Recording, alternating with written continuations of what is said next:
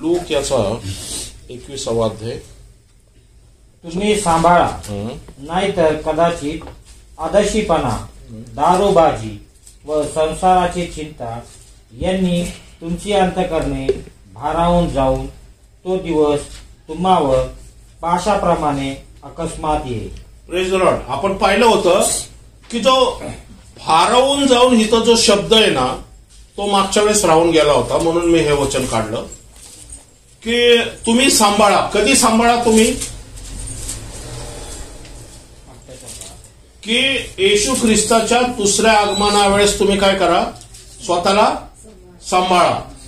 कारण आधाशीपणा, दारूबाजी आणि संसाराच्या चिंता याने काय होईल? तुमचं अंतःकरण भारावून जाईल. आता भारावूनचा अर्थ काय होतो माहिती? गीतामध्ये काय सांगितलं? आपल्या अंतःकरणाचं विशेष रक्षण कर, कारण जीवनाचा उगम त्याच्यातून आहे. आणि बरोबर इथं पण सेम तसंच आहे. कळतंय? जीवनाचा उगमाचं रक्षण परमेश्वर करणार नाही तर आपल्याला स्वतःला करावं लागणार. म्हणून म्हणतो तुमची अंतःकरण भारावून जाऊन. भारावून म्हणजे तुमच्या जर एका पारड्यामध्ये दारूबाज, संसाराच्या चिंता आणि आधाशीपणा जर एक पारडं जड झालं ना तर तुमचं देवावर असलेली प्रीती, देवावरचा विश्वास आणि देवावर तर ज्याला म्हणतो ना आपण आशा जी असते ना, हे पारडं वरती जाईल. कळलं तुम्हाला? एक पारडं पार खाली जाईल. आणि विश्वास प्रीती म्हणजे विश्वास प्रीती हे उरस्त्राण मागच्या वेळेस पाहिलं होतं. आणि तारणाची आशा हे शिरस्त्राण धारण करा, कारण तुम्ही प्रकाशाची प्रजा आहात. मग कुठल्या पारडं वरती जाईल? प्रकाशाच्या प्रजेचं विश्वास प्रीती आणि आशेचं पारडं वरती जाईल. आणि दारूबाज, संसाराची चिंता आणि ज्याला आधाशीपणा आहे ना, पारडं खाली जाईल. आणि मग हे पारडं खाली गेल्यामुळं काय होईल? तुम्ही पाशासारखं अडकताल. कळतंय तुम्ही? कारण तुमचं अंतःकरण कुठं आता लक्ष देतंय? आपली डोकी कुठं करा? वर करा. कारण तुमचा मुक्ती समय आलेला आहे आणि मुक्तीदाता तुमचा वरून येणार आहे. Praise the Lord. पण आमची डोकी खाली कधी होतील? ज्यावेळेस आम्ही भारावून जाऊ. संसाराची चिंता व्यक्ती वरती बघणार नाही, तो खालीच बघल. मुलाबाळांची चिंता, भविष्याची चिंता, पैशाची चिंता, नोकरीची चिंता, आजाराची चिंता, कर्जबाजारपणाची चिंता, नातेवाईकांची चिंता, मुलांची चिंता. बरोबर आहे ना? हेवा, दारूवाज, व्यसन हे काय करतं? गोष्टीकडे अट्रॅक्ट होणं, जगिक गोष्टीकडे पाहणं आणि जगिक गोष्टी आपल्या जीवनामध्ये कार्य करण्यासाठी आपलं शरीर अर्पण करणं. आधाशीपणा म्हणजे काय? शरीर अर्पण करणं व्यसनाला, चिंताला. परमेश्वर येशू ख्रिस्त तो ओरडून सांगतो, तुमच्या चिंता माझ्यावरती टाका, तुमची ओझी माझ्यावरती टाका. आणि आम्ही काय करतो? आमची ओझी आपणच घेतो. येशू ख्रिस्त काय म्हणतो? तुमच्या चिंता माझ्यावरती टाका. तो ह्यासाठी सांगतो की तुमचं चिंता तुम्ही ज्यावेळेस माझ्यावरती टाकता ना, तुमच्या चिंता मी सॉल्व्ह करल. तुम्हाला सॉल्व्ह होणं जमणार नाही. मी सॉल्व्ह होईल. मी तुमच्या चिंतेचा ताबा मी घेईल. आणि तुम्हाला त्या चिंतेतून, त्या समस्यातून मुक्ती करण्याची जबाबदारी माझी आहे. का माझी आहे? कारण मी तुमचा मुक्तीदाता आहे. मी वरून येणार आहे. आणि तुमचं लक्ष म्हणून कुठं असायला पाहिजे? वरती असा पाहिजे. म्हणून ह्या ज्या गोष्टी काय करतात, हे जे पारडं आहे ना, आमचं ज्यावेळेस जड होतं ना त्यावेळेस आमची डोकी वरती नसतात, आमची डोकी खाली असतात. ते कारण तुमचा मुक्तीदाता वरतून येणार आहे. तुमचा मुक्ती समय आल्यावरती तुमची डोकी कुठं पाहिजे? आपली डोकी कुठं पाहिजे? वरती पाहिजे. आणि संसाराच्या चिंता, दारूबाजी, आधाशीपणा ज्या आहेत का, ह्या गोष्टी आम्ही काय करायला पाहिजे? परमेश्वरावरती टाकायला पाहिजे. आणि आमचं जे पारडं आहे ना, विश्वास आणि प्रीती हे जे पारडं जड असलं ना, आशा हे जर पारडं जर असलं ना, तर चिंता आहे ना, आधाशीपणा, या दारूबाजना हे पारडं वरती जाईल. आणि मग ज्यावेळेस विश्वास प्रीतीनं आशेचं पारडं जड होईल ना, त्यावेळेस आमची डोकी संसाराकडे नसणार, आमची डोकी वरती असेल. म्हणजे ज्यावेळेस विश्वास, आशा, प्रीती तुमच्यामध्ये प्रखररित्या काम करतात ना, समजायचं तुम्ही पाशातून, त्या बंधनातून मुक्त झालेला. आता तुम्हाला पारध्याच्या पाशामध्ये, मागच्याच वेळेस आमोस मध्ये वाचलं होतं आपण की जाळं पसरलं तर पक्षी उडणार नाही, जाळं पसरलं नाही तर पक्षी उडणार नाही का? बरोबर आहे ना? जाळं पसरलं नाही तर पक्षी उडल, पण जाळ्यात पक्षी अडकल्यावर काय होईल? तो उडू शकत नाहीये. म्हणजे आपल्यालाच माहित नाहीये की येशू ख्रिस्त येणार आहे, तर सैतानाला सुद्धा माहिती की हे लोक माझ्या हातातून निघून जाणार आहेत. आणि बस जर निघून जाणार आहे तो अडखळण करणार नाही असं आहे का? नाही, तो अडखळण करणार आपल्याला. पण तो अडखळण करू या न करू, आपल्याला काय करायचं? परमेश्वराकडून जे विश्वास, प्रीती आणि जी आशा आहे ना, ती आमच्या अंतःकरणात परमेश्वराच्या आत्म्याकडून घेत राहायचं. आणि मग आधारशीपणा, दारूबाज आणि संसाराची चिंता ह्याच्यावरती मात करू शकतो आपण, आणि आमची डोकी मग वर करू शकतो आपण, आणि मग त्याच्या पाशातून सहज आम्ही सुटू शकतो. पण त्याच्यासाठी सामर्थ्य कुठून घ्यायचं? बरोबर आहे ना? सामर्थ्य कसं घ्यायचं? बरोबर आहे ना? हे पण समजणं गरजेचं. मी तर आपण नुसतं सांगतोय वचन, पण त्या वचनाचं उत्तर पण आपल्याला पाहिजे ना.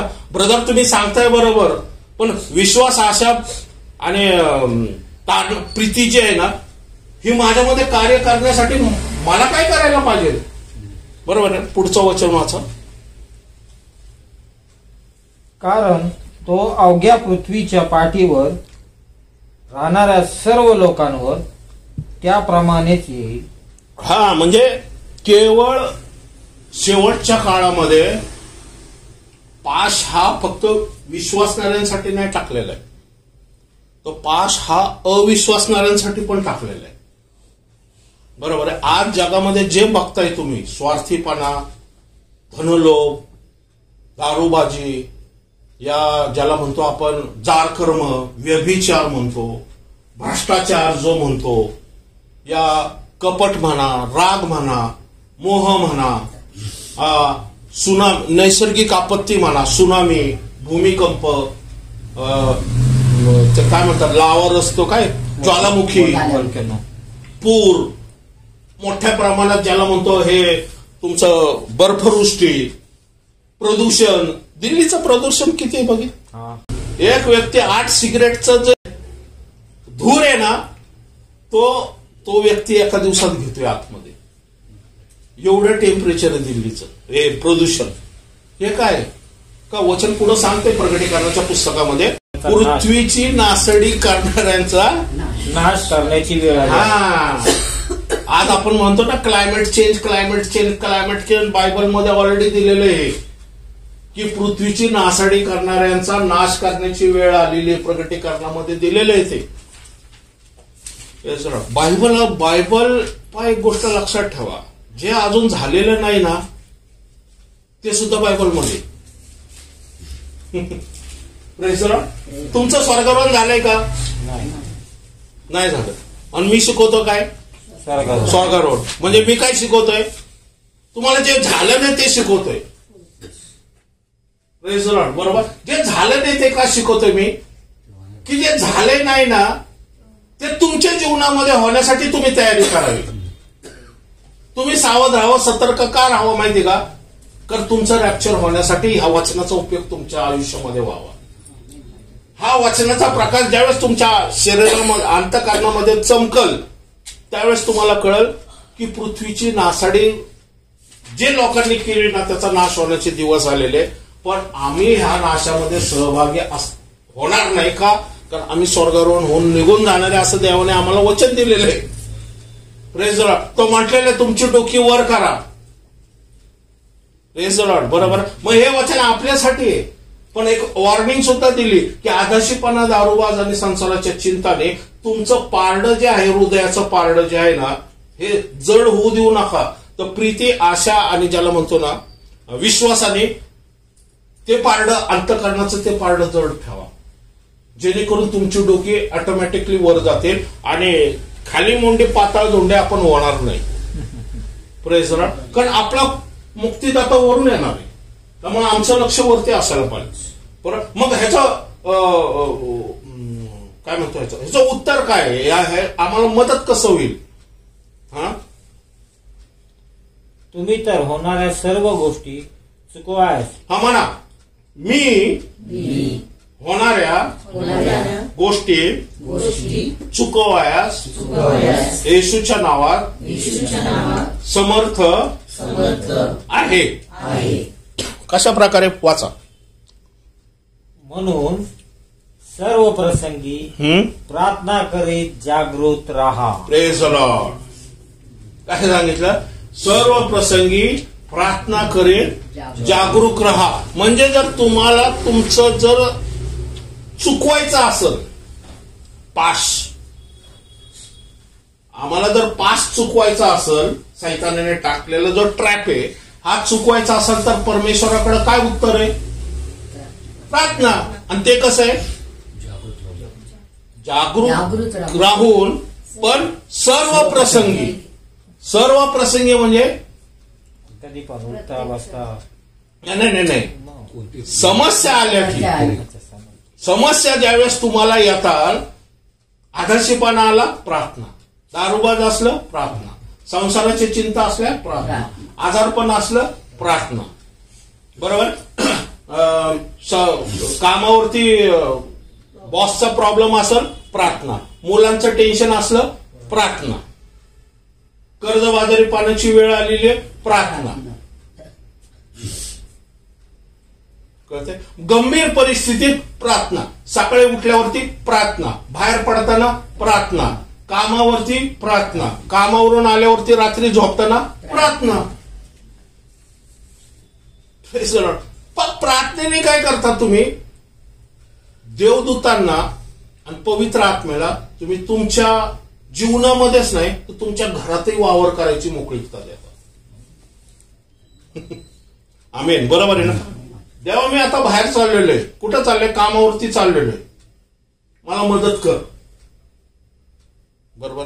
तुमच्या वेळ झाल्या बरोबर 10 वाजलेत सकाळचे, तुमची बस नंबर 151 आहे, इथून जायची, आणि तुम्हाला बरोबर 10 वाजता ती येते, आणि तुम्ही प्रार्थना करताय आणि तुम्ही जाता तिथं. बघा, तुम्ही ज्यावेळेस तिथं पोहोचाल त्यावेळेसच बसेल. तुम्ही ज्यावेळेस चढाल तुम्हाला जागा मिळेल. हे असं किती वेळेस झालेलं आहे आपल्याबरोबर, आमच्या बरोबर पण. बरोबर तुमची गाडी सोडीत नाही, ट्रॅफिक जाम होणार नाही, असं झालेलं आहे. Praise Lord. का? प्रार्थना. कारण तुम्ही काय करता? देवदूताला ऍक्टिव्ह करताय काम करायला. कारण जगामध्ये अडखळण तर आहेत, पण तुमच्या स्पिरिच्युअली देवदूत आल्यावरती काय करेल? तो ट्रॅफिक जॅम जो आहे ना तो सोडवल, तुमच्या बॉसच्या अंतःकरणात कार्य करत, तुमची कामासाठी लागणारं ज्ञान तो देईल. Praise the lord. बरोबर. वचन काय सांगताय? याकोबाकडे ज्ञान नव्हतं, त्याच्या सासरा ठिपकेवाले तुझे हे माझे, कारण ठिपकेवाले होणंच अशक्य होतं. मग देवदूत त्याला येऊन ज्ञान देत होता. ज्यावेळेस ते पाणी प्यायला येतील त्यावेळेस असं असं कर, ते काठीचं हे कर, ते पिल्यावरती ते त्याच्याकडे बघायचं, सगळे ठिपकेवालेच व्हायचे.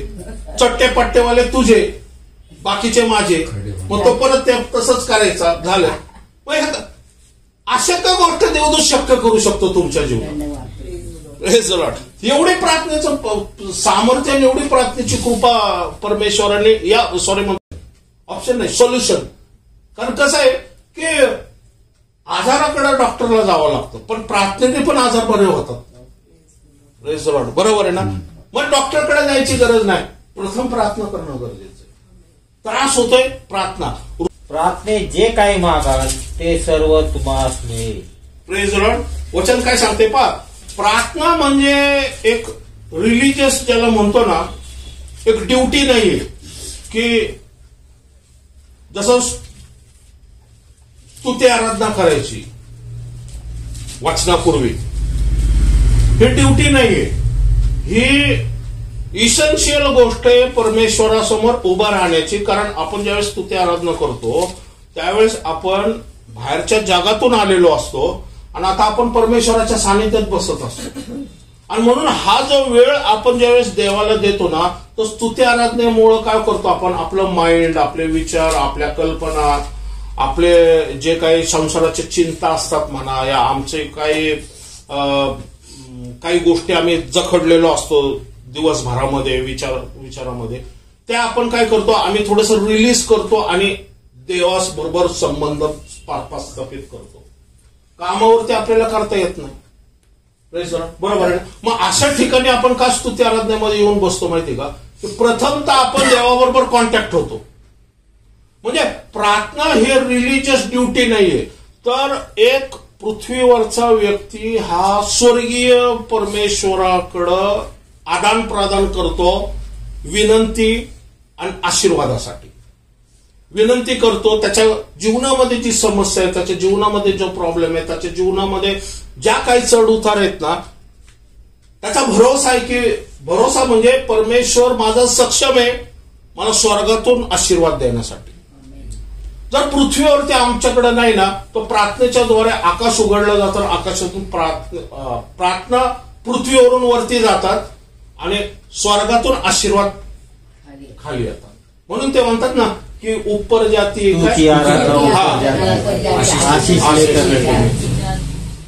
Praise Lord. बरोबर आहे ना. हे काय, हे एक सिक्रेट आहे, आपल्याला समजणं गरजेचं आहे. म्हणून वचन काय सांगते, आताच वाचलं आपण, आणि तुम्ही विश्वास धरून प्रार्थनेत जे काही मागाल ते सर्व तुम्हास मिळेल. हा, विश्वास धरून विश्वास प्रार्थनेत जे काय मागाल, कोणाकडे मागाल, परमेश्वराकडं, स्वर्गाकडं, कुठल्या ऑफिसरकडं नाही, कुठल्या मुख्यमंत्र्याकडे नाही, कुठल्या पंतप्रधानाकडे नाही.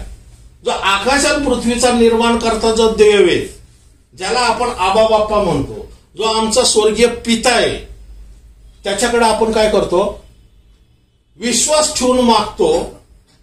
आणि मग तो काय करतो, वाचा, प्रार्थनेत जे काय मागाल ते सर्व तुम्हास मिळेल. ते किती, सर्व म्हणजे वचन काय सांगतो, सर्व प्रसंगी प्रार्थना करा असं म्हटलेलं. म्हणजे तो काय दिले, सर्व म्हणजे तिथं सर्व प्रसंगी कशासाठी प्रार्थना करायची, सर्व गोष्टीसाठी. बरोबर. फायनान्ससाठी प्रार्थना, फिजिकल सुटकेसाठी प्रार्थना, मानसिक टेन्शन आहे, सारख्या डोक्यामध्ये चक्कर येते, गिरगिर होतोय, का माहितीये का, चिंता है ना चिंता, संसाराची चिंता, टेन्शन, होईल का नाही, करतोय का नाही, जमल का नाही, होणार का नाही. बरोबर आहे. मग काय करायचं, आपल्याला उपाय काय, सर्व गोष्टीसाठी आपल्याला काय करायची, प्रार्थना करायची. Praise Lord. आणि ती कोणाकडे करायची, पित्या परमेश्वराकडे, जो आमचा स्वर्गाचा स्वामी. बरोबर. ज्यावेळेस एखादा उधाळ्या पुत्र ज्यावेळेस पित्याचं घर सोडून निघून जातो, प्रार्थनेचं उदाहरण काय माहिती का, ज्यावेळेस पित्याचं घर करून सोडून एखादा उधाळ्या पुत्र निघून जातो ना, आणि ज्यावेळेस तो परत येतो, त्यावेळेस तो काय करतो, रिकन्सिलेशन, या ज्याला म्हणतो ना आपण, पुनर्स्थापना करतो रिलेशनची आपल्या. कळतंय तुम्हाला, पुनर्स्थापना, एक रिलेशन परत परमेश्वराबरोबर जोडतो. परत ज्यावेळेस बाप काय करत असतो, त्या लेकराची वाट बघत असतो की जो गेलाय ना, आता तो मळका काळका चिळका सगळा आलेला तासाचा असतो. पहिल्यांदा बाप काय, वडील काय म्हणतो त्याला, ह्याला पहिल्यांदा लक्षणे आंघोळ घाला असं म्हणतो का, तो आहे तसंच त्याला लगेच काय करतो, मिठी मारतो आणि त्याला काय करतो, अंगठी देतो आणि काय करतो, झगा घालतो. Praise the Lord. अरे पण तो सगळा अजून कटिंग करायची, त्याला दाढी करायची, अंगातून सगळं हे करते, अजून शरीर स्वच्छ नाहीये, तरी परमेश्वर तो बाप काय करतो, त्याला जवळ घेतो. तसंच आपला परमेश्वर पण आहे. Praise the Lord. आम्ही जरी बाहेर गेलो, या आम्ही जरी परमेश्वराला सोडलं, तरी तो आपल्याला सोडत नाही. ही तिची दया प्रीती आहे. Praise the Lord. कारण येशू ख्रिस्ताने सांगितलंय की 99 माझी मेंढरं जी आहेत ना ही कशामध्ये, कुंपणामध्ये, पण एक पळून गेलेले, तर तो काय करतो, एक मेंढराला शोधायला जातो. Praise the Lord. आणि आपण तर मेंढरा अशी आहे ना, आपण कधी कधी कुंपणाबाहेर तर नेहमीच जातो असतो. Praise the Lord. मग त्याला शोधायला यावं लागतं. पण शोधायला आल्यानंतर सुद्धा त्याची आपल्याबद्दल विचारसरणी कशी आहे की तो जवळ करतो, तो अंगठी घालतो आणि जागा घालतो आणि म्हणतो माझा हरवलेले मेंढरो सापडले तर काय करा, पार्टी करा. Praise the Lord. Praise the lord. बरोबर आहे. आपण करणार आहे पुढच्या महिन्यात. Praise the Lord. एवढा अद्भुत परमेश्वर आहे आपला. म्हणजे परमेश्वराने आपल्याला ती फॅसिलिटी दिली आहे, तो फायदा आपल्याला दिलेला आहे, त्याचा आपण काय करायला पाहिजे, फायदा घेतला पाहिजे. की जे काही तुम्ही मागताल, म्हणजे तुमच्याच्याने जी अशक्य गोष्ट आहे ते जर स्वर्गीय पित्याकडे जर तुम्ही मागितली तर स्वर्गीय पित्या काय करेल, पृथ्वीवरती नसली तरी स्वर्गातून आणून देईल. अहो मला एक गोष्ट सांगा, मन्ना कुठून येत होता, तो काय पृथ्वीवरती बनत होता. किती वर्ष खात होते ते, 40 वर्ष खात होते. कोण पुरवत होतं, परमेश्वर. का पुरवत होता, कारण ती त्याची लेकरं पृथ्वीवरती. त्यामुळं पृथ्वीवरच्या लेकरांची काळजी घेणं हे त्याचं परम कर्तव्य आहे. म्हणून एक परमेश्वराचं हृदय जे आहे ना, आमच्या प्रार्थनेचं उत्तर आम्हाला काय मिळत नाही ही गोष्ट वेगळी. कधी कधी आपली परीक्षा पण असू शकतो, या कधी कधी आपण ज्याला म्हणतो ना परमेश्वरापासून लांब पण गेलो असतो, म्हणजे त्याचे कारण अनेक आहेत. पण एक गोष्ट लक्षात ठेवा, तुम्ही ज्यावेळेस तुम्ही परमेश्वराकडे येता आणि प्रार्थना करताना थोडासा धीर ठेवा. ती वेळ येते ना, त्या वेळेमध्ये ना तुमचा आजार, प्रॉब्लेम, समस्या आहे ना ही गेल्याशिवाय राहणार नाही. परमेश्वरावरती विश्वास, परमेश्वरावरती प्रीती आणि परमेश्वरावरती आशा आहे ना, ही कधी तुमची ढासळी देऊ नका. तो करणार, आणि तो जे करतो ना ते योग्य करतो आणि तो बेस्टच करतो तुमच्यासाठी. आपल्याला आपल्या जीवनामध्ये काय करायचंय ना हे आपण गोंधळून जातो. एखाद्या व्यक्तीला, एखाद्या तरुण पोराला तुम्ही जर म्हटलं ना की तुझं भविष्यामध्ये तुला काय करायचंय, तर तो कन्फ्युज असतो. पण एखादा पोरगा कसा असतो, त्याचं टार्गेट असतं, मला इंजिनियर बनायचंय, मला डॉक्टर बनायचंय, मला अजून कोणतरी वकील बनायचंय, म्हणा या सॉफ्टवेअर अजून कोणतरी बनायचंय मला. त्याचं एक ध्येय असतं. पण काही काही मुलं काय असतात, कन्फ्युज असतात, त्यांना कळत नाही की आपल्या जीवनामध्ये आपल्याला काय करायचंय, काय फोकस आहे. आणि मग त्यावेळेस काय करायचं की संसाराच्या चिंता, आदर्शीपणा काय करतात, त्यांना त्या टार्गेट मधून काय करतात, लांब नेऊ शकतात. त्यांना अंधाराची शक्ती त्यांच्यावरती अटॅक करू शकते. मग अशा वेळेस उपाय काय माहिती का, प्रार्थना. तो व्यक्ती जर सक्षम नसेल त्याच्यासाठी प्रार्थना करा. तुम्ही तुमच्या प्रार्थना कधी संपता कामा नये. उधळ्या पुत्र निघून गेला याचा अर्थ उधळ्या पुत्र तर प्रार्थना करत नव्हता, पण इथं बाप प्रार्थना करत होता त्याच्यासाठी. म्हणून देवदूतांनी जाऊन त्याच्या अंतःकरणात कार्य केलं. अरे हे डुकराचं अन्न खातो तू तर सकाळी काय म्हणतो तो बनमास्का खात होता, आज दुपारी तुला चांगलं काय म्हणतात त्याला मटर पनीर मिळत होतं आणि संध्याकाळी बिर्याणी, आणि हे आता इथं काय खातोयस तू. देवदूतांनी येऊन त्याच्या अंतःकरणात कार्य केलं. का माहितीये का, कुणीतरी त्याच्यासाठी प्रार्थना करत होतं घरी. बापाचं लक्ष नेहमी त्या पोराकडे असतं, उधळ्या पुत्राकडे जो सोडून गेलेला आहे. बापाने सोडलेलं नसतं, मुलांनी त्याला सोडलेलं असतं. पण त्याची जाणीव मात्र देवदूत त्याला देतात. आणि मग तो म्हणतो मी बापाकडे सेवक म्हणून जाऊन काम करल. अरे पण तू लेकरू आहे, बाप तुला सेवक म्हणून ठेवणार आहे का. ती म्हणते ना ते परराष्ट्रीय स्त्री. येशू ख्रिस्त काय म्हणतो की मेजावरचं अन्न कोणाचं आहे, पुत्रांचं आहे. त्यातून पडलेलं सुरा कोणासाठी आहे? कुत्र्यांसाठी आहे. बरोबर. ती म्हणते मी कुत्रेच आहे. पण आपण आज कोण आहोत? आपण मेजावरचे अन्न खाणारे आहोत. आपण पुत्र कन्या आहोत. तो इस्रायल राष्ट्राबद्दल म्हणत होता, कारण त्यावेळेस परराष्ट्रीयांना सुवार्ता सांगण्यात आलेली नव्हती. तोपर्यंत उलगडा झालेला नव्हता. म्हणून तो काय म्हणतोय की स्तोत्र संहितामध्ये तुमच्या माझ्यासाठी वचन आहे. 23 मध्ये काय सांग? शत्रूच्या देखत ताट वाढतो. कुठं वाढतो? टेबलावरती. शत्रू कोण आहे? सैतान. त्याच्या पुढं ताट वाढतो. म्हणजे सैतानाला काय म्हणतो तो याला एवढा त्रास दिला, एवढा समस्या, दारूबाद, आदाशी पाना, संसाराच्या चिंतामध्ये टाकतो ना, तो प्रार्थना करतोय ना, तर मी तुझ्या पुढं त्याला आहे ना मिष्टान्न देईल. राजस्थानी गुजराती थाळी आरामात खा, आणि ते पण त्याला दाखवून दाखवून खा. Praise the Lord. Praise the Lord. आपल्याला टेबलावरचं खाणं बनवण्यासाठी परमेश्वराने ठेवलेलं आहे. पण अजून विश्वास नाही, चुराच खातात. ही अधोगती आपली. Praise the Lord. कारण तुम्ही कोण आहात परमेश्वराच्या राज्यामध्ये हे नीट समजून घ्या. Praise the lord. बरोबर आहे. आपल्याला समजून घेणं गरजेचं. आपण आहात कोण?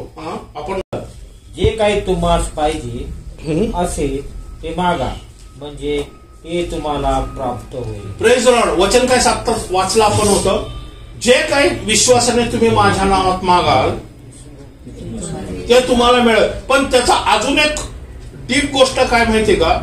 तुम्ही कोणामध्ये राहताल? माझ्यामध्ये राहताल. म्हणजे परमेश्वर कोण आणि आपण कोण आहे? फाटे आहोत. म्हणजे तुम्ही माझ्यामध्ये राहताल. म्हणजे तुम्ही दररोज चर्चला येताय, तुम्ही दररोज माझी स्तुती आराधना करताय, तुम्ही दररोज माझं वचन वाचताय, तुम्ही शुक्रवारच्या मीटिंगला न चुकता येताय.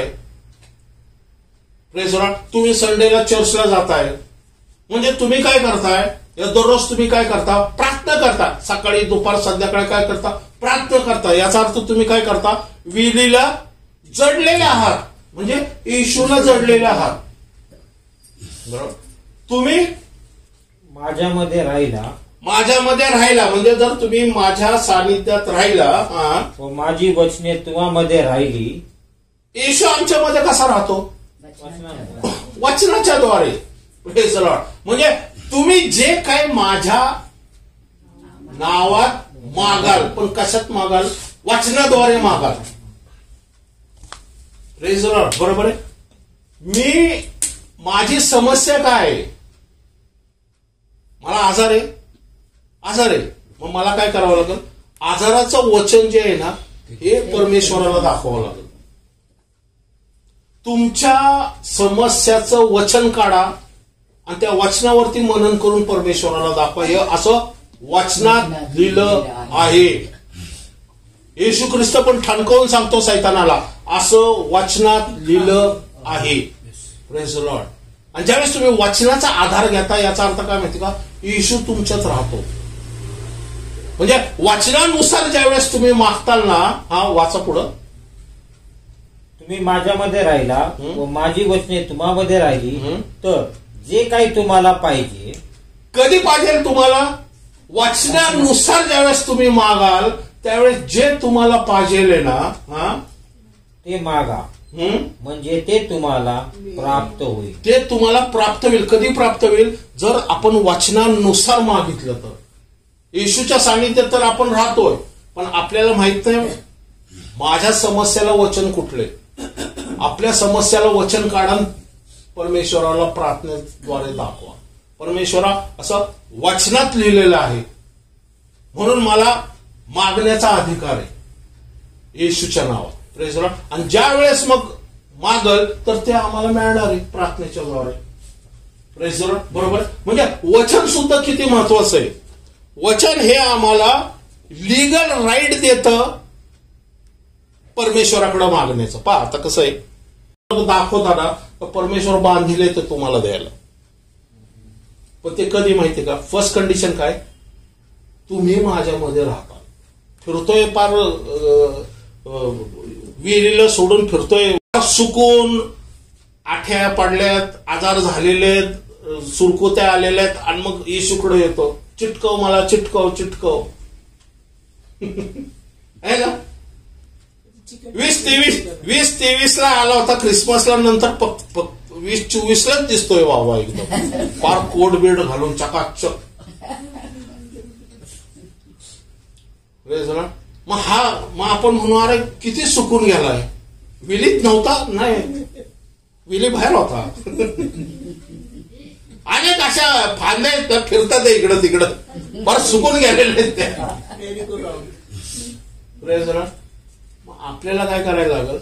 विलीत चिटकटणं ह्यासाठी गरजेचं आहे की त्याच्यातून पौष्टिकपणा जो आहे ना, आशीर्वाद जो आहे ना, आरोग्य जो आहे ना, परमेश्वराचं ज्ञान जो आहे ना, परमेश्वराचा जो प्रकाश आहे ना, त्या वेलीतून शोषत राहायचं दररोज. Praise lord. Vitamin A, vitamin B, ह्या गोष्टी काय करायचं? शोषत राहायचं. त्यामुळे शरीरच नाही, माइंड सुद्धा आणि आत्मा सुद्धा आमचा टवटवीत राहतो. Praise Lord. कधी बघितलंय फांदी, एखादी वेलीची फांदी वेलीला चिकटलेली असताना वेल टवटवीत आहे, तर फांदी कधी सुकलेली आपण पाहतो का? कारण ती त्याला अटॅच असते. म्हणजे दोन गोष्टी महत्वाच्या आहेत. विहिरीला अटॅच राहायचं आणि काय करायचं? वाचनानुसार मग मागायचं. विहिरीला अटॅच नाहीये आणि मग यायचं, ब्रदर माझ्यासाठी प्रार्थना करा. आपण बघतो तो वेल तर पर सुकून गेलेली. आपण म्हणतो 5 शुक्रवार कर बाबा, मग कुठंतरी ती वेळ टवटवीत होती. मग 5व्या शुक्रवारी कुठेतरी प्रॉब्लेम सुटतो. बरोबर. पण बरोबर आहे ना? हा, आता मागायचं तर ठीक आहे, मग आम्हाला प्रार्थनेमध्ये का मागायचं आणि परमेश्वर आम्हाला का देईल हे पण आम्हाला समजणं गरजेचं आहे. की आम्हाला आमची ड्युटी काय, परमेश्वर आमच्याकडून काय इच्छा करतो. रेव्होल्युशनचा पहिला अध्याय 5 आणि 6 वचन. जो आपल्यावर प्रीती करतो, ज्याने आपल्या रक्ताने तुम्हा आम्हाला पातकातून मुक्त केले. ज्याने आपल्या रक्ताने तुम्हा आम्हाला पातकापासून मुक्त केलं. कोणाला केलं? आम्हाला म्हणजे कोणाला? ज्यांनी येशू ख्रिस्तावरती विश्वास ठेवला त्यांनाच फक्त. जे विश्वास ठेवला नाही ते अजून पातकापासून मुक्त झालेले नाहीये. मी मागच्या वेळेसच सांगितलं, एखादा व्यक्ती मेल्यानंतर पाप केल्यामुळं अधोलोकात जातो का? तर जातो. पण त्याच्यापेक्षा काय मोठं माहिती का सीन या पाप काय माहिती का? येशूला तारणारा म्हणून स्वीकार न करणं. कारण परमेश्वराने येशूच्या रक्तामधून पातकापासून मुक्ती होण्याचा मार्ग ऑलरेडी उघडलेला आहे. जगासाठी जी उपलब्ध तुमच्या माझ्यासाठी दिलेली आहे, जी फुकट आहे, जी उत्पत्तीच्या आधीपासून देवाची योजना होती, ती योजना जर मी तर माझ्या पातकाची मुक्तता होणार नाही. केवळ ती पातकाची मुक्तता नाही, तर स्वर्गामध्ये माझ्यासाठी दरवाजा उघडला जाईल. Praise the lord. बरोबर आहे. जुनी पुस्तकामध्ये माझं नाव लिहिलं जाईल. Praise the Lord. ही पहिली स्टेप आहे. पण दुसरी स्टेप काय माहिती का? हा, आणि आपल्याला राज्य आणि आपला देव व पिता यासाठी याजक असे केले. हा, वचन काय सांगते तिथं? तुम्हाला काय केलेलं आहे माहिती का? परमेश्वराने पातकापासून फक्त मुक्त केलेलं नाहीये, तर तुम्हाला राज्य म्हटलेलं. इंग्लिश ट्रान्सलेशन NIV बायबल मध्ये दिलेलं आहे, किंग्स अँड प्रिस्ट. किंग म्हणजे राजा आणि प्रिस्ट म्हणजे याजक. आता दोघांची ड्युटी म्हणजे तुम्हाला पातकापासून मुक्त झाल्यानंतर तुम्हाला परमेश्वर कसा बघतो माहितीये का? किंग, राजा बघतोय. त्याच्या राज्यामधला राजा, मेन राजा कुठे? स्वर्गामध्ये. आणि गव्हर्नर कुठे? पृथ्वीवरती. आणि तुम्ही कोण आहात? पृथ्वीवरती त्याचे परमेश्वराची हस्तकृती या पृथ्वी तलावरती. तुम्ही सुद्धा एक राजा आहे. इंग्लंडमध्ये जो राजा असतो, मी मागच्या वेळेस सांगितलं, इंग्लंड गव्हर्नर लॉर्ड माउंटबॅटन म्हणायचे ना त्याला, तो पूर्ण इंडियाचा किंग होता तो. पण तो ऍक्च्युली किंग नव्हता, तो रिप्रेझेंटेटिव्ह होता इंग्लंडच्या राणीचा, प्रतिनिधी होता. पण तो जसा काही इंडियावरती राजाच होता. Praise the Lord. कळतंय तुम्हाला? कारण लॉर्ड माउंटबॅटन ज्यावेळेस राजाच्या तिथं इंग्लंडमध्ये जातो त्यावेळेस तो राजा नसतो. का? कारण तिथं ऑलरेडी एक राणी आहे, त्याच्यासमोर तो राजा नसतो. ज्यावेळेस तो स्वतः टेरिटरी सोडून ज्यावेळेस दुसऱ्या टेरिटरीमध्ये होतो त्यावेळेस तो राजा आहे. आपलं राज्य स्वर्गात आहे, पण परमेश्वराने आपला हस्तकृती म्हणून आम्हाला ठेवलंय. म्हणजे पृथ्वीवरती तुम्ही मी राजे. त्याचे रिप्रेझेंटेटिव्ह जरी असले तरी तुम्ही मी राजे. ही मेंटॅलिटी आमच्यामध्ये कधी येणार? आम्ही छोट्या छोट्या गोष्टीसाठी कन्फ्युजन होतो, छोट्या छोट्या गोष्टीसाठी त्रास म्हणजे नाही का चिंता करतो. परमेश्वर म्हणतो अरे मी तुला किंग म्हणून बघतोय. आशेचं वचन काय सांगते इथं? तारणाच्या आशेचं शिरस्त्राण डोक्यावरती. बघा इथं चेक करा, मला तर मुकुट लागतोय. तुमच्या डोक्यावरती मुकुट ठेवलेला आहे, ते जरी तुम्हाला दिसत नसला तरी स्पिरिच्युअली डोळ्याने ज्यावेळेस बघताना तेव्हा तुम्हाला दिसेल तुमच्या तारणाचं मुकुट घातलेलं आहे तिने ऑलरेडी. जो आदामापासून हिसकावून घेतलेला मुकुट येशू ख्रिस्ताने तुमच्या डोक्यावरती ठेवलेला आहे. आणि ज्यावेळेस आपण परत येणार आहोत पृथ्वीवरती, प्रत्येक व्यक्ती हा तारणाचा मुकुट घालून पृथ्वीवरती येणार आहे.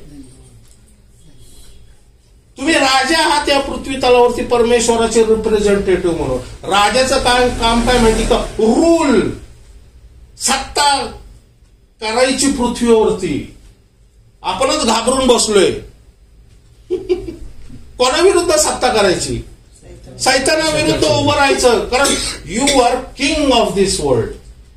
म्हणतो जसं स्वर्गात तसं पृथ्वीवरती तुझ्या इच्छेप्रमाणे हो, तुझं राज्य येऊ. पहिल्यांदा काय म्हटलं? तुझं राज्य येऊ. कोणाचं राज्य येऊ? देवाचं राज्य येऊ. कुठे येऊ? पृथ्वीवरती. मग कोण आणणार आहे ते? तुम्ही मी आणणार आहे. आणि तुम्हाला मला अडखळण येऊ नये म्हणून आम्हाला प्रार्थनेचा पर्याय दिलेला आहे. तुम्हाला अडखळण आलं ना, प्रार्थना करा. मी करणार का? कारण तुम्ही माझे रिप्रेझेंटेटिव्ह पृथ्वीवरती आहात. तुमचं लढाई चालू ठेवा, हत्यार मी पुरवतो. आमचा जो एक सोल्जर असतो ना, ज्यावेळेस बॉर्डरला लढतो ना, इन्फेंट्री ज्याला म्हणतात, इन्फेंट्री, एक इन्फेंट्रीचा सोल्जर लढतो ना, त्याच्या पाठीमागे कोर असतात त्याला मदत करायला.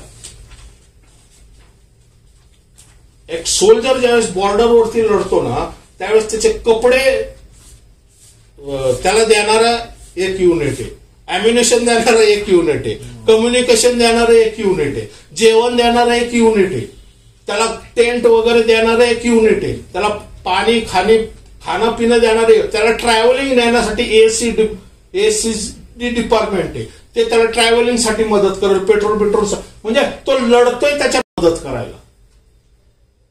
तर तुम्ही लढताय ना, तुमच्यासाठी परमेश्वराची मदत उपलब्ध आहे. देवदूत आहे, पवित्र आत्मा आहे, येशू आहे, स्वतः परमेश्वर. तुम्हाला काय वाटतं? तुम्ही एकटे लढताय? परमेश्वर तुमच्या पाठीमागं उभा आहे तुम्हाला मदत करायला. तुम्हाला अडखळण आली, तो कसा म्हणतो की ज्यावेळेस तो इन्फेंट्रीचा असतो, अम्युनिशन संपले, अम्युनिशन डिपार्टमेंट लगेच गोळ्या घे पण लढत राहा. कपडे फाटलेत, जे सप्लाय डिपार्टमेंट येतात त्याला चांगले कपडे देतात, बुट देतात. मम्मम संपले, लगेच जेवण पण येतं, लढत राहा. कम्युनिकेशन नाहीये, आम्ही सिग्नलवाले होतो, आम्ही कम्युनिकेशन द्यायचं आमचं काम आहे. कळतंय तुम्हाला? असं आर्मीमध्ये सगळं असतं, लढतात ते पण सपोर्ट आमचा असतो पाठीमागं. तसंच आहे, तुम्ही किंग्ज आहात, तुम्हाला लढण्यासाठी पाठवलेले आणि त्यासाठी परमेश्वरचा सप्लाय तुम्हाला सर्व उपलब्ध आहे. जर तुम्हाला प्रॉब्लेम असेल ना, प्रार्थना करा. वचन सांगतंय जे काही तुम्ही मागाल ना ते सर्व गोष्टी पुरवण्याची जबाबदारी तिची. पण आपण परमेश्वराच्या चिकटलेला असावं आणि देवाचं वचन आमच्यात असेल ना तर देवाची इच्छा योजना पृथ्वीवरती आम्ही करत असताना आम्ही ज्यावेळेस सापडतो त्यावेळेस परमेश्वर तुम्हाला मदत करण्यासाठी बांधलेले. म्हणजे किंग काय करतो, रूल करतो आणि याजक काय करतो माहिती का, अर्पण करतो स्वतःच. अर्पणाची जबाबदारी याजकाची जुन्या करारामध्ये. अर्पण काय करतो तो, स्वतःच शरीर अर्पण करायचं परमेश्वरासमोर. बरोबर, शुद्ध पवित्र निष्कलंक असं काय करायचं, स्वतःचं शरीर आपण अर्पण ज्यावेळेस करतो त्यावेळेस परमेश्वर काय करतो, आपल्याला मदत करतो. एक गोष्ट लक्षात ठेवा, अर्पण प्रथमतः आहे, किंग नंतर आहे. ज्यावेळेस तुम्ही आर्मीला सबमिट होता ना त्यावेळेस तुम्हाला बॉर्डरवरती पाठवलं जातं. First obedient toward your officer.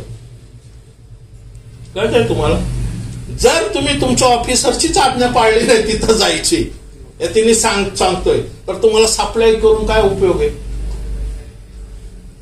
कळतंय तुम्हाला, कळतंय तुम्हाला. म्हणजे स्वतःचं अर्पण पहिल्यांदा आहे, किंग पद नंतर येईल तुमच्याकडे. Praise Lord. कळतंय तुम्हाला. ओके, आपण 1 पेत्र आध्यात्मिक मंदिर असे रचिले जात आहात. आध्यात्मिक मंदिर तुम्ही रचले जात आहात. म्हणजे वचन काय सांगते, कोण शिला कोण आहे माहिती का, येशू ख्रिस्त कोण शिला आहे. याच्या व्यतिरिक्त दुसरा पाया नाहीये. आमचा पाया कोण आहे, येशू ख्रिस्त हा आमचा पाया आहे. ह्या पायावरती आपल्याला काय करायचंय, कन्स्ट्रक्शन करायचंय.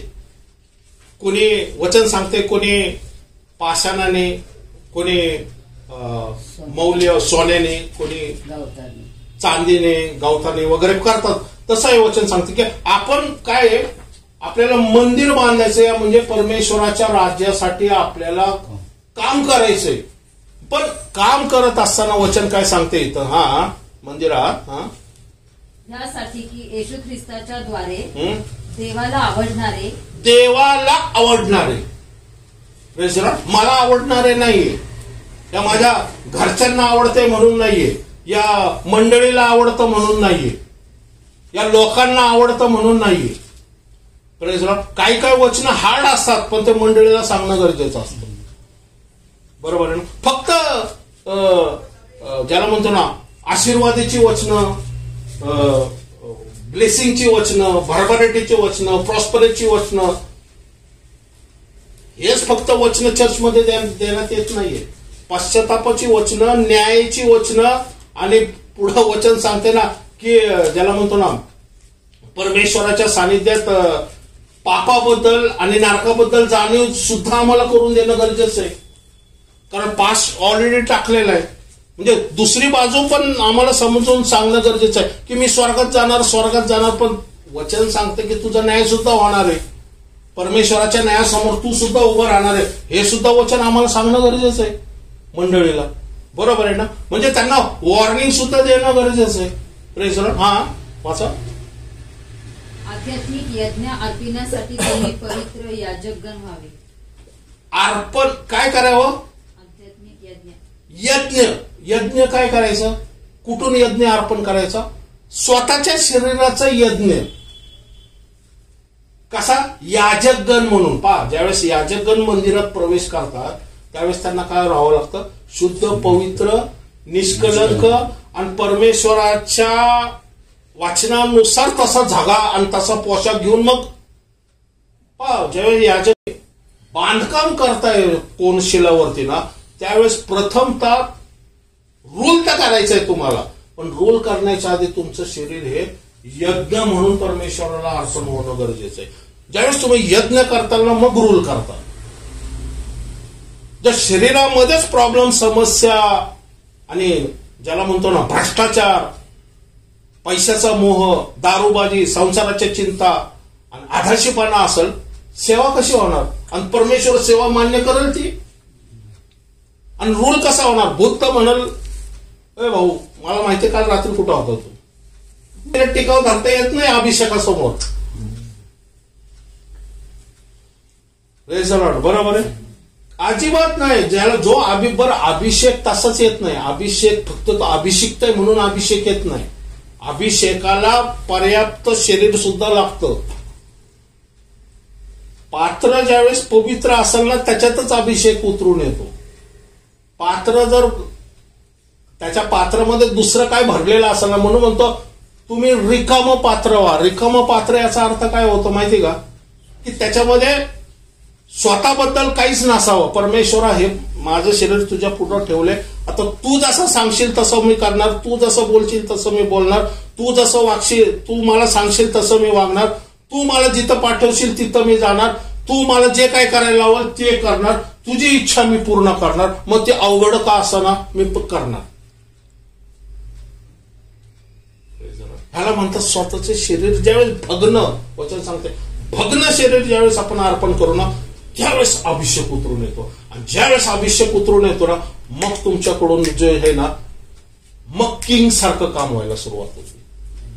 आणि मग तुम्ही जे प्रार्थना करताल ना पटकन परमेश्वर ऐकल का? कारण तुम्ही त्याच्याप्रमाणे पात्र झालेलं आहे. आणि मग परमेश्वर म्हणाल ह्याच्याकडून मी आता माझं राज्य स्थापन करायला सुरुवात. की पेत्राच्या सावलीने लोक बरी होत होती, पावलाच्या रुमालीने लोक बरी होत होती. स्वतःचं शरीर पात्र केलं होतं त्यांनी. बरोबर आहे ना? एवढं सोपं नाहीये. आणि दुसरी गोष्ट एवढं अवघड पण नाहीये. ते ज्ञान आपल्याला आलं ना ऑटोमॅटिकली आपण पण स्वतःचे शरीर जे आहे ना परमेश्वरासाठी अर्पण करायला ज्यावेळेस यज्ञ म्हणून सुरुवात. यज्ञ अर्पण म्हणजे काय माहिती का? परमेश्वराच्या सानिध्यात राहणं, प्रार्थनेमध्ये राहणं, परमेश्वराचं वचन वाचणं, देव ईश्वर जडून राहणं. कारण ज्यावेळेस परमेश्वर तुमच्या जीवनामध्ये कार्य करायला लागलं ना त्यावेळेस तुम्हाला दुसऱ्यासाठी वापरल.